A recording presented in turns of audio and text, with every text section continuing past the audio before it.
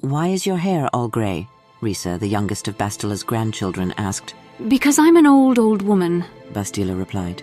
"Is that why you're all wrinkly too?" her brother Bress asked. "Come on, you two," their mother said, scooping them up in her arms. "I think it's time for bed."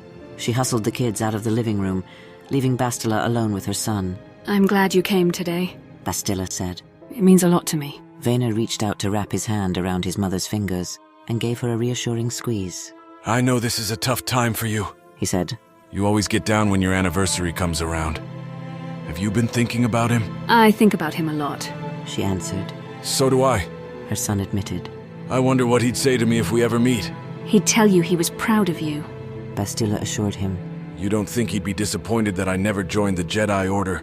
Bastila shook her head. "You've done too much in your life to have those kinds of regrets," she told him. "The Jedi are guardians and protectors of the galaxy, but these past 50 years we've needed so much more. The Republic had to rebuild. We needed leaders to unite us, to help us work together.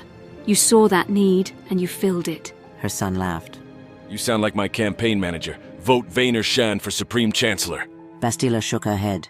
"You joke, but if you wanted that post, you could have it. "I'll get back to you on that."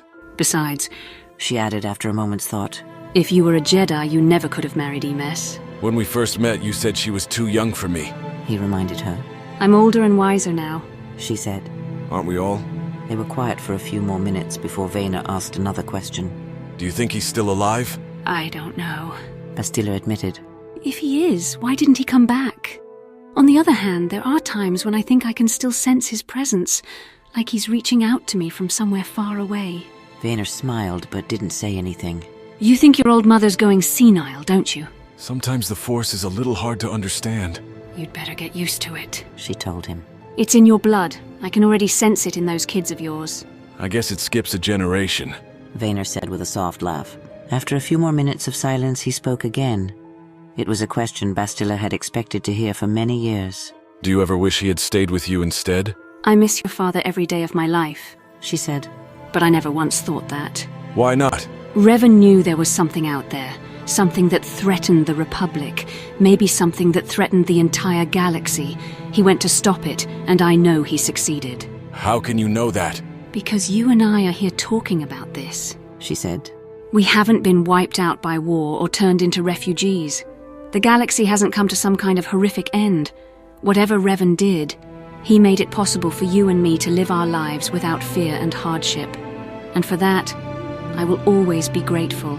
She reached out and placed a wrinkled hand on each of her son's cheeks, pulling him in close and kissing him softly on the head.